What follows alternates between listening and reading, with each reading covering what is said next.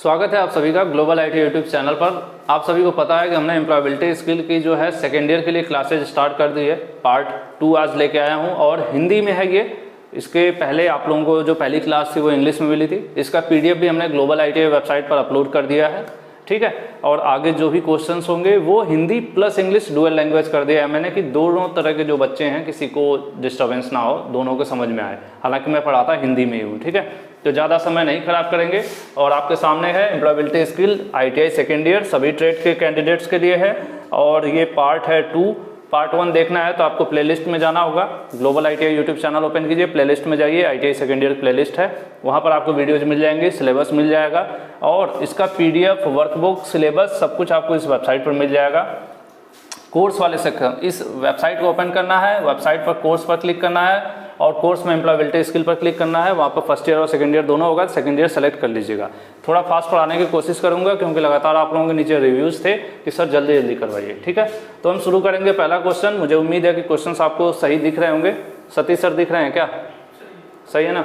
तो हम चलिए पहले क्वेश्चन को देखते हैं। पहला क्वेश्चन कह रहा है we create use and share number of files over internet, some files type. कह रहे हैं कि इंटरनेट पर हम किस प्रकार की फाइलों को शेयर कर सकते हैं, यूज कर सकते हैं, क्रिएट कर सकते हैं। यहाँ पर देखिए हम इंटरनेट पर कई प्रकार की फाइल बनाते हैं, उनका उपयोग करते हैं और उनको शेयर करते हैं, एक दूसरे को भेजते हैं। तो उसमें से कुछ प्रकार फाइलों का नीचे नाम लिखा है, तो कौन कौन सी ऐसी फाइलें हैं। तो आपको पता है आप अपने दोस्त यार किसी को भी इंटरनेट के द्वारा ऑडियो या वीडियो भी भेज सकते हैं, PDF और वर्ड फाइल भी भेज सकते हैं, बायोडाटा, रिज्यूम वगैरह भेज सकते हैं। उसके अलावा आप फोटो खींच के भेज सकते हैं, छवि फाइलें, मतलब फोटो की बात कर रहा है, इमेजेज वगैरह जो होती हैं, वॉलपेपर वगैरह।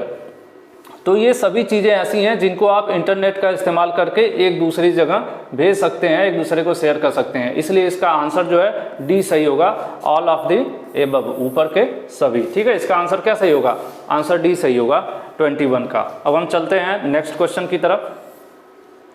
नेक्स्ट क्वेश्चन है और हिंदी और इंग्लिश दोनों है, मुझे उम्मीद है आप लोगों को मजा आएगा। When we attempt the convert of word file into PDF, ये कह रहे हैं कि अगर हम वर्ड फाइल को PDF फाइल में बदलते हैं तो इसको क्या कहते हैं। आपको कोई भी चीज बदल, यहाँ पे क्या कर रहा है, ये बदल रहा है, बदलना, ठीक है। जनरली हम लोग करते हैं, ऐसा करते हैं। थोड़ा बहुत जो इंटरनेट वगैरह यूज करता होगा, कंप्यूटर यूज करता होगा, तो उसको ये पता होगा कि हमें ज़रूरत पड़ती है। जैसे ये चीज़ क्या है, पहले हमने इसको वर्ड में टाइप किया, उसके बाद फिर PDF में बदल दिया, उसके बाद आपके सामने पढ़ा रहे हैं, ठीक है। तो बदलना, बदलने को क्या कह सकते हैं आप? कन्वर्जन कह सकते हैं, ठीक है।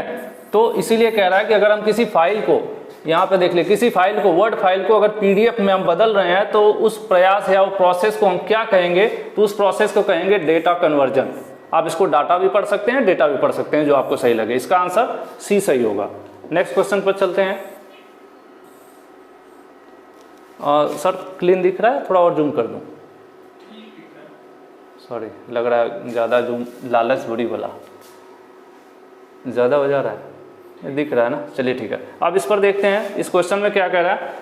Data can be stored in MS office. MS office में किस प्रकार के डेटा को स्टोर किया जा सकता है। मैं आप सभी को बता दूं कि MS ऑफिस जो होता है एक एप्लीकेशन सॉफ्टवेयर है जो हर कंप्यूटर में लगभग पाया जाता है, जो लोग कंप्यूटर नॉर्मल ऑफिस वर्क के लिए यूज करते हैं। MS ऑफिस में कई मेन फंक्शंस जो होते हैं, सबसे ज़्यादा यूज किया जाता है वो होता है MS ऑफिस वर्ड। उसके अलावा दूसरे नंबर पर होता है MS ऑफिस एक्सेल और उसके बाद तीसरा होता है पावर पॉइंट, जो मेनली हैं सबसे ज़्यादा यूज करने वाले। उसके अलावा भी शायद एक दो होते हों, मैंने उतना ध्यान नहीं दिया, ठीक है।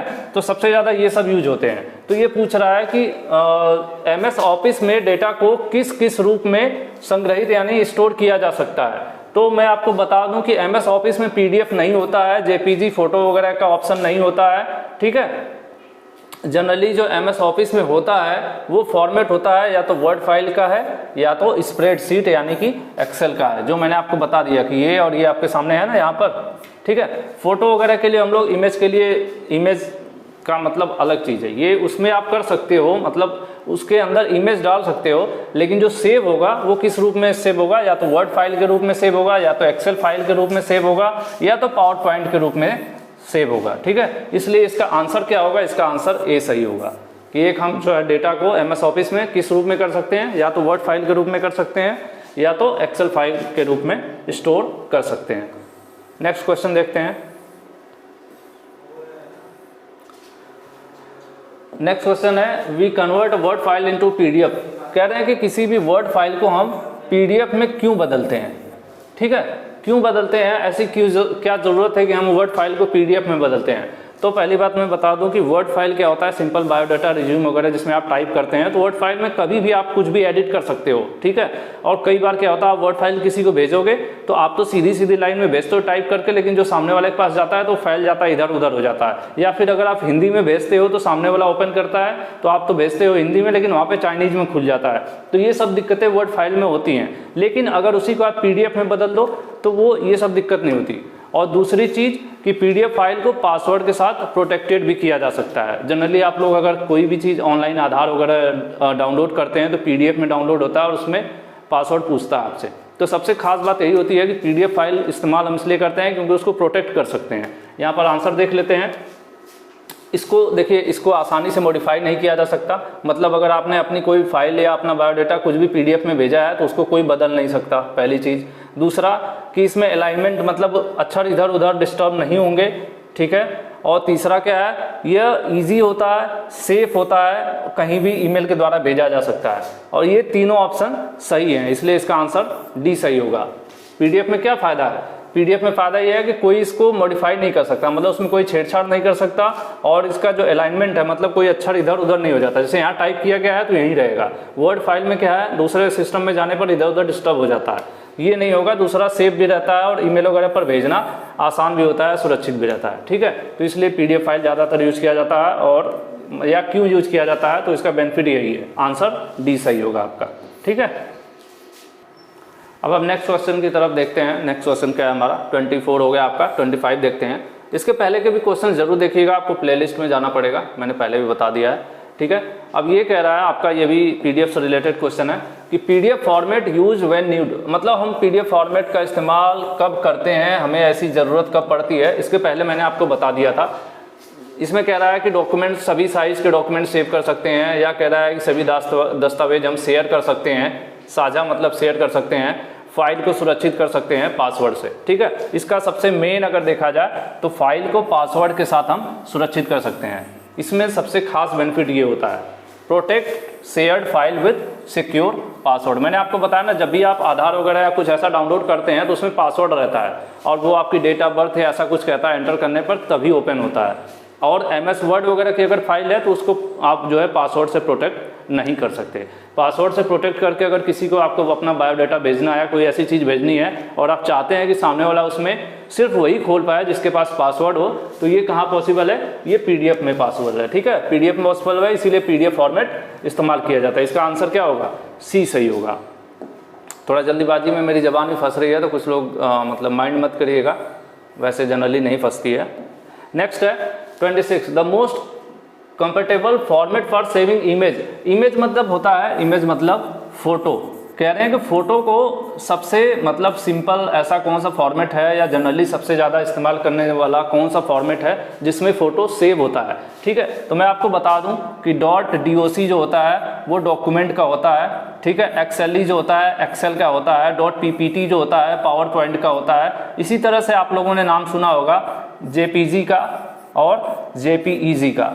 जब भी हम कहीं फ़ोटो फॉर्म वगैरह भरते हैं या अपलोड करते हैं, किसी ऑनलाइन फॉर्म वगैरह आता है वैकेंसी का या कोई भी, तो उसमें होता है कि फ़ोटो को आप किस में अपलोड करिए, फ़ोटो को JPG या JPG में अपलोड करना होता है और 50 KB या 10 से 20 KB इस तरह से लिखा रहता है। तो फोटो का फॉर्मेट कौन सा होगा, यहाँ पे आप देख लीजिए, PDF में फ़ोटो नहीं होती है, एक्सेल, ये तो एक्सेल के लिए होता है, और ये डॉक्यूमेंट ये वर्ड फाइल के लिए होता है, जो मैंने आपको बता दी वो वर्ड फाइल के लिए होता है, ये एक्सेल सीट के लिए होता है। और JPG जो होता है आपके लिए, ये होता है किसके लिए, इमेज के लिए, यानी फोटो के लिए। तो ऐसे में आपका आंसर कौन सा सही हो जाएगा, आंसर बी जो है सही हो जाएगा। किसका, 26 का। नेक्स्ट क्वेश्चन पर चलते हैं।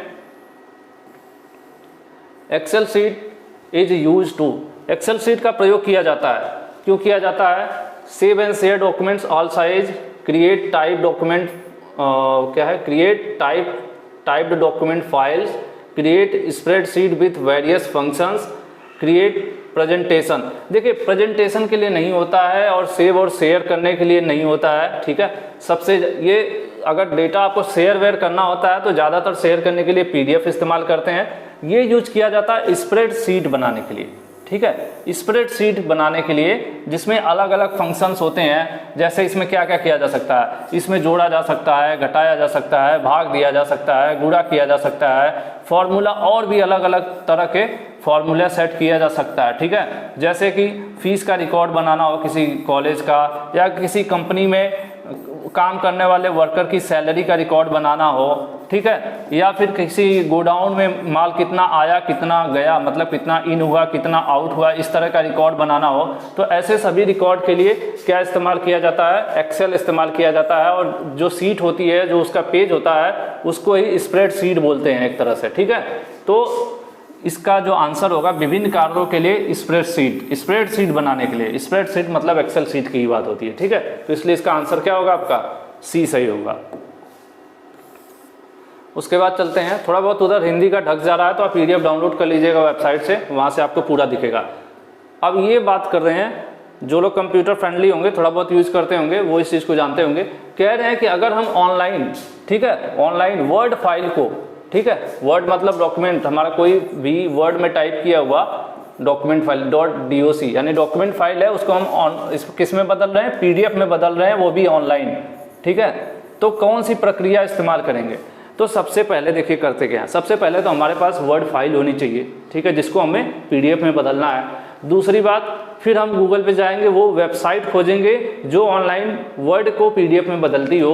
उसके बाद उस वेबसाइट पे अपनी वर्ड फाइल को अपलोड करेंगे, ठीक है। जब अपलोड हो जाएगी तो वहाँ पर क्लिक टू कन्वर्ट पीडीएफ आता है, फिर वो पीडीएफ में कन्वर्ट हो जाएगा, फिर लास्ट में हम क्या करते हैं, डाउनलोड कर लेते हैं पीडीएफ को। तो ये प्रोसेस होता है। तो यहाँ पे सेंटेंस लिखा है वही चीज़, लेकिन ऊपर नीचे लिखा है, तो इसको सही क्रम में इसका आंसर बताना है।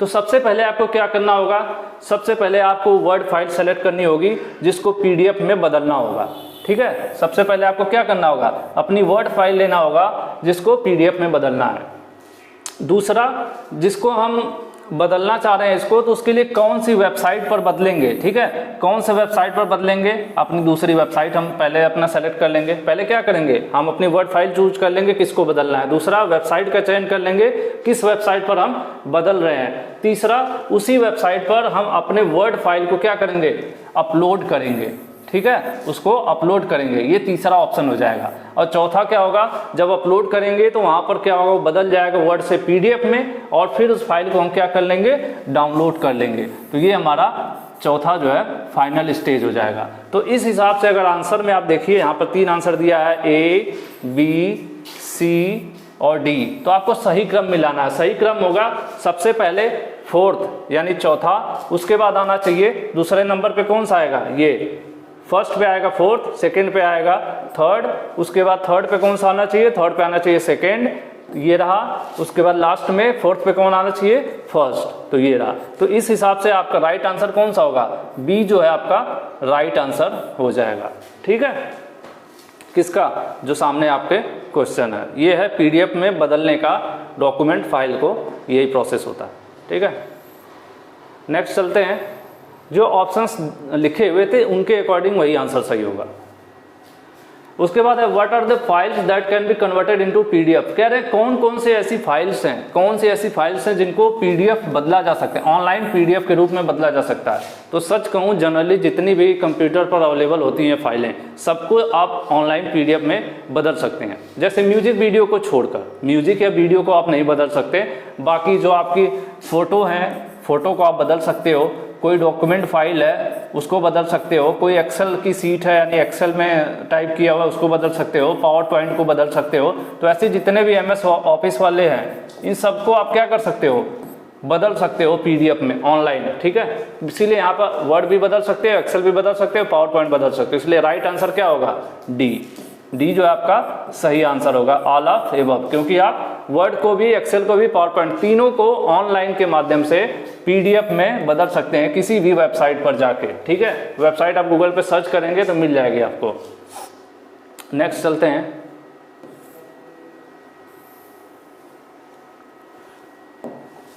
थर्टी नंबर क्वेश्चन है when we compress an image. Compress मतलब होता है, पहले इस शब्द को मैं बता दूं, कंप्रेस मतलब किसी चीज को दबाना, ठीक है। जैसे अगर आपके पास कोई स्प्रिंग है, उसको आप, स्प्रिंग तो कंप्रेस, हाँ वो भी होती है, किसी चीज को अगर आप दबा देते हैं और उसकी साइज छोटी हो जाती है, ठीक है, कंप्रेस करना उसी को कहते हैं, ठीक है, उसको दबा के छोटा करना। कई बार हमें क्या होता है कि हम फॉर्म भरते हैं तो हमारे पास क्या होता है, मान लो 150 KB का फ़ोटो है, अब हमें चाहिए 50 KB का फ़ोटो, ठीक है, या 15 KB का फ़ोटो चाहिए, तो अभी साइज़ को क्या करना होता है, छोटा करना होता है। तो अगर हमारी फ़ोटो इतनी बड़ी है, पासपोर्ट साइज़ की फ़ोटो है, हमें पासपोर्ट साइज़ फ़ोटो अपलोड करना है, तो हमें साइज़ में बिना परिवर्तन किए, मतलब इसकी लंबाई चौड़ाई न बदले, इसके अंदरूनी कुछ ऐसा कंप्रेशन कर दिया जाए कि वो कंप्रेस होकर क्या हो, 15 KB की हो जाए। जैसे अगर आपका कोई गाना है 5 मिनट का गाना है, ठीक है, 5 मिनट का गाना है, छोड़िए इन सारी चीज़ों को छोड़ देते हैं, सबसे सिंपल बताते हैं जो आपको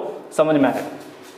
एक मूवी है, ठीक है, अगर HD में एक मूवी है, वो कितने की है, 5 GB की है, 5 GB की है। अब 5 GB की मूवी डाउनलोड करना बड़ा मुश्किल काम हो जाएगा, बहुत ज़्यादा डेटा लगेगा। तो इसको क्या करते हैं, वेबसाइट वाले कंप्रेस करके 500 MB में कर देते हैं, 500 MB में कर देते हैं। लेकिन मूवी 2 घंटे की थी, ठीक है, मूवी 2 घंटे की थी, तो 500 MB वाली भी 2 घंटे की ही रहेगी, उसमें भी सब कुछ उतना ही रहेगा। बस क्या होगा, अंदरूनी कंप्रेशन होगा और उसकी साइज़ जो है कम हो जाएगी। तो बाहरी यानी उसकी जो लंबाई चौड़ाई थी या उसका जो कुछ था परिवर्तन नहीं होगा, साइज कम हो जाएगी। तो यहाँ पर देखिए क्या कह रहा है कि हम किसी इमेज को यानी एक फ़ोटो को, हम किसी इमेज को यानी फ़ोटो को कंप्रेस करते हैं तो क्या होता है। तो ये कह रहा है कि डायमेंशन यानी उसकी लंबाई चौड़ाई को प्रभावित करता है, यानी छोटा बड़ा करता है। या अगला कह रहा है कि reduce the file size without affecting the dimension. तीसरा कह रहा है इंक्रीज। देखिए हम जब कंप्रेस करेंगे तो इंक्रीज तो करेगा नहीं, इंक्रीज मतलब बढ़ाना, तो बढ़ाएगा नहीं, ठीक है। तो पहले तो आंसर गलत हो गया, ठीक है। जब ये आंसर गलत हो गया तो सिंपल सी बात है ये वाला भी गलत हो जाएगा, ठीक है। अब ये अफेक्ट द डायमेंशन, डायमेंशन को कह रहा है कि लंबाई चौड़ाई को प्रभावित करता है, कम ज़्यादा करता है, ऐसा कुछ नहीं होता है। मैंने कहा ना कि जितनी बड़ी आपकी मूवी होगी उतनी रहेगी, इसलिए ये भी गलत हो गया। क्या करेगा, साइज को कम कर देगा, ठीक है। क्या करेगा, reduce the file size, size को कम कर देगा, उसको बिना किसी इफेक्ट के, ना ही उसकी लंबाई चौड़ाई या उसके घंटे में कोई परिवर्तन नहीं होगा। इमेज के भी लंबाई चौड़ाई जैसी फोटो थी, जितनी लंबी थी, अगर 2 सेंटीमीटर ऐसे है और 3 सेंटीमीटर ऐसे है तो इतनी ही रहेगी, बस उसकी साइज कम होगा। इसलिए आंसर बी सही होगा कि कंप्रेशन से क्या होता है, फोटो छवि मतलब फोटो इमेज, फोटो के आयाम में बिना परिवर्तन किए बिना ही फाइल का आकार कम कर देना ही क्या कहलाता है, इमेज कंप्रेशन कहलाता है, ठीक है। इसलिए आंसर बी इसका सही होगा, ठीक है, किसका, इस क्वेश्चन का। नेक्स्ट चलते हैं 31 की बात करें क्वेश्चन की, जेपीजी की। तो जेपीजी का फुल फॉर्म पूछ रहा है, ठीक है। तो जो जेपीजी का फुल फॉर्म है, अब ये कुछ चीज़ें आपको याद करना पड़ेगा, ठीक है। तो इसका ये सब नहीं होते, इसका जो सही आंसर है वो है ज्वाइंट फोटोग्राफिक ग्रुप, ठीक है। आंसर सी इसका सही है। ऐसे जो जैसे जेपीजी या इस तरह से और भी आपको फुल फॉर्म वगैरह मिलेंगे तो उनको आप क्या करोगे, गूगल पे सर्च कर लेना, गूगल पे उसका एग्जैक्ट फुल फॉर्म मिल जाएगा, ठीक है। जनरली बहुत कम ये देखने को मिलते हैं, इसलिए मुझे भी याद नहीं था ये। नेक्स्ट चलते हैं, ठीक है।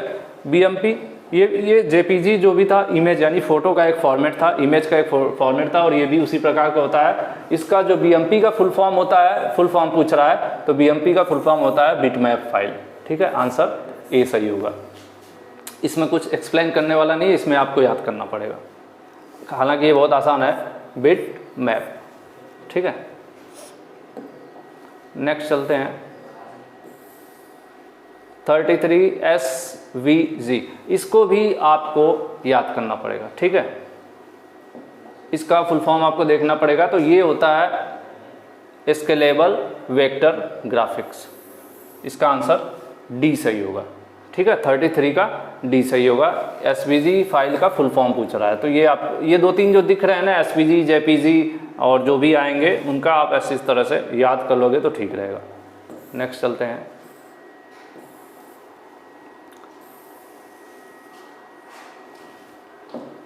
नेक्स्ट क्वेश्चन है when we compress image file, जब हम किसी इमेज फाइल को कंप्रेस करते हैं तो क्या होता है, फाइल का आकार कम कर, reduce file size, easy upload, easy send by email. देखिए अगर हम किसी फाइल, अगर मान लीजिए कि वो 1 GB की फाइल है, ठीक है, अगर हम उसको कंप्रेस कर देते हैं तो वो क्या हो जाएगा, छोटा हो जाता है। मान लेते हैं कि वो 220 MB की होगी, ठीक है, 20 MB की फाइल हो गई कंप्रेस होके। कंप्रेस मतलब हमने दबाया उसको छोटा कर दिया, टेक्निकली नहीं होता है, ऐसे मैं एग्जांपल के लिए बता रहा हूँ। 20 MB की होगी तो इससे फ़ायदा क्या होगा, एक तो इसकी साइज कम हो गई, दूसरा इसको किसी को हमें दोस्त है वगैरह को मेल करना हो, व्हाट्सएप पे भेजना हो तो हम आसानी से भेज पाएंगे, ठीक है। इसीलिए, या फिर हम उसको कहीं अपलोड करना है तो भी जल्दी से अपलोड कर पाएंगे। तो यहाँ पर सब ये ऑप्शंस आपके सही हैं। एक तो साइज कम हो जाती है, दूसरा कहीं भी आसानी से अपलोड किया जा सकता है, कहीं भी आसानी से मेल द्वारा भेजा भी जा सकता है।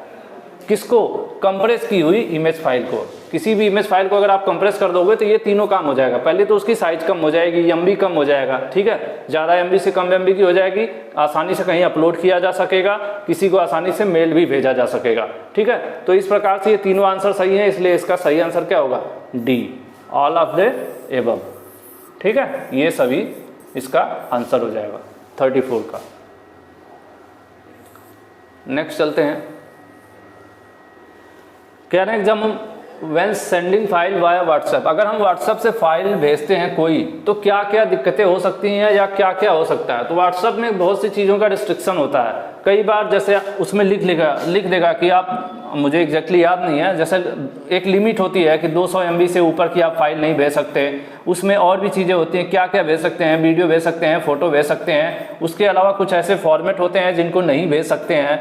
तो वही चीज़ें हैं, इसमें कुछ फाइलें प्रतिबंधित होती हैं, कुछ फाइलों को भेजने से भी रोका जा सकता है, ठीक है। और बड़ी छवि, मतलब जो फाइल बड़ी हो, जो फोटो बहुत ज़्यादा बड़ी हो तो शायद उसको भेजने में कठिनाई हो, एक बार में सेंड ना हो या फेल हो जाए बार बार, ये सारी चीज़ें व्हाट्सएप में होती हैं। इसलिए इसका आंसर भी क्या होगा, D सही होगा, ऊपर के सभी।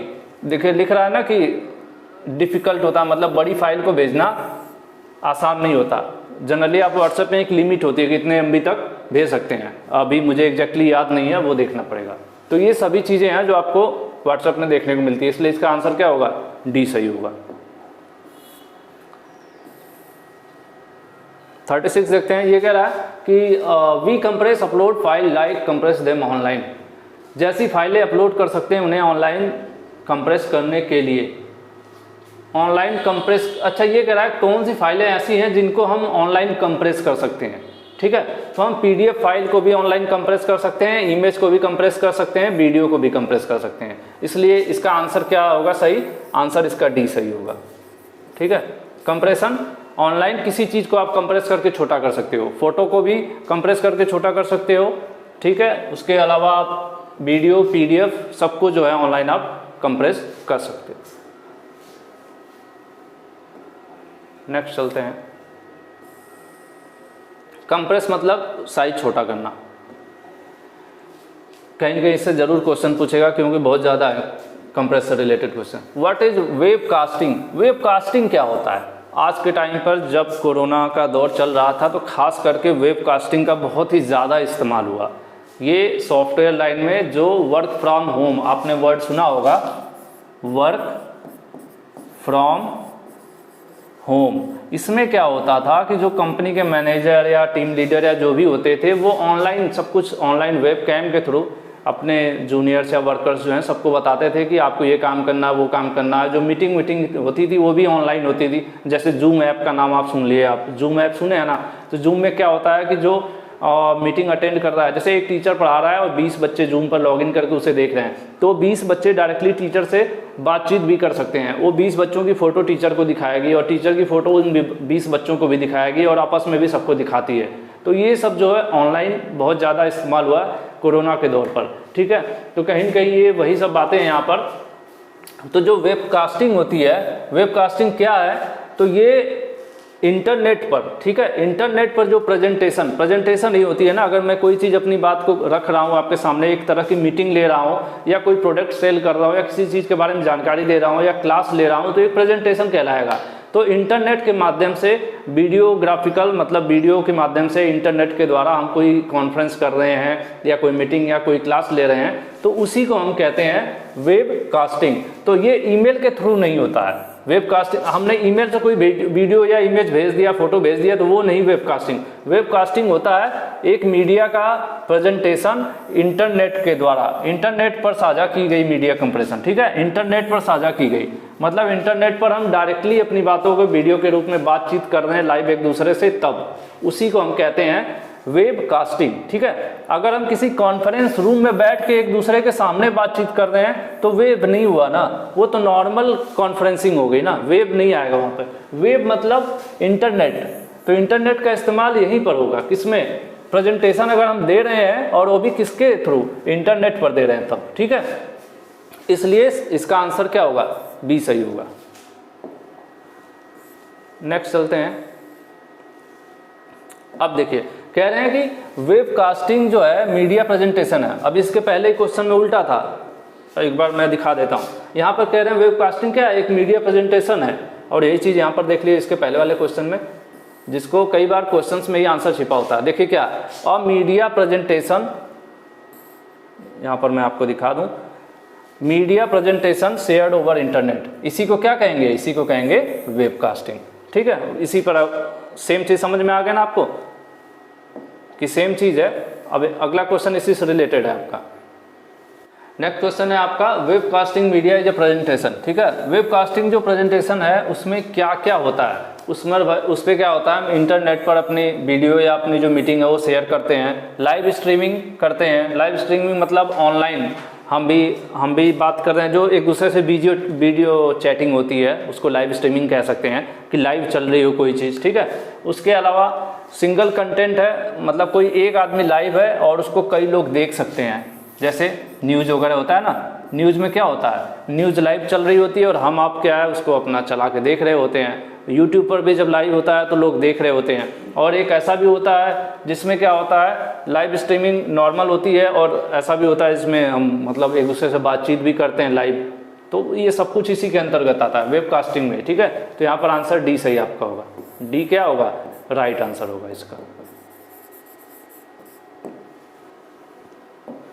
Participate viewers can follow the webcast live through, कि जो भी पार्टिसिपेंट्स मतलब जो लोग अभी जो वेब कास्टिंग हो रही है यानी ऑनलाइन जो मीटिंग ली जा रही है, उस ऑनलाइन मीटिंग में कैसे मतलब कैसे आप अटेंड कर सकते हैं, क्या ज़रूरी है आपके पास। तो जो ऑनलाइन मीटिंग होती है आप उसको स्मार्टफोन यानी अपने मोबाइल फ़ोन से भी कर सकते हैं, मीटिंग में भाग ले सकते हैं। उसके अलावा कंप्यूटर से भी भाग ले सकते हैं, आपके पास टैबलेट है तो उससे भी भाग ले सकते हैं।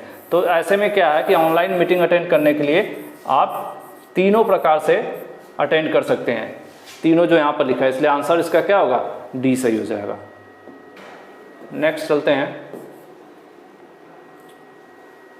नेक्स्ट क्वेश्चन है, participants in live seminar and discussion can when it can, live seminar और चर्चा में भाग लेने वाले क्या क्या कर सकते हैं। अगर कोई लाइव मीटिंग या सेमिनार हो रहा है तो उसमें क्या कर सकते हैं, क्या क्या कर सकते हैं, उसमें आप बातचीत कर सकते हैं। अगर लाइव मीटिंग है ना, लाइव मीटिंग में आप बोल सकते हो, आप भी बोल सकते हो, ठीक है, और सुन भी सकते हो, मतलब सामने वाले की बात आप बोल सकते हो। एक तरह से समझ लीजिए वीडियो कॉलिंग, वीडियो कॉलिंग ही तो हो गई आपकी लाइव मीटिंग, क्या हो गई, वीडियो कॉलिंग हो गई।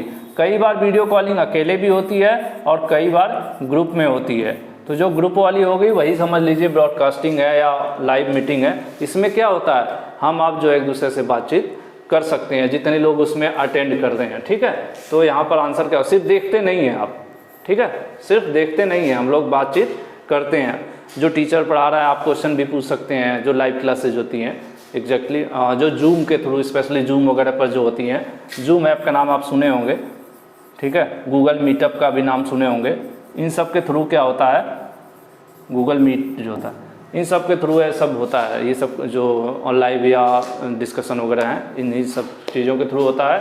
और जो अभी आज की क्लास में इतना है, मैंने 20 क्वेश्चन पर क्लासेस का पैटर्न बनाया हुआ है। इसका PDF आप वेबसाइट पर डाउनलोड कर सकते हैं। वेबसाइट मैंने लिख दिया है globaliti.org, ठीक है। और मुझे उम्मीद है कि आज का वीडियो आप लोगों को पसंद आया होगा, प्लस हिंदी प्लस इंग्लिश दोनों कर दिया है, तो हर तरह के कैंडिडेट्स जो हैं उनके लिए मुझे लग रहा है कि कंफर्टेबल भी होगा। Thank you.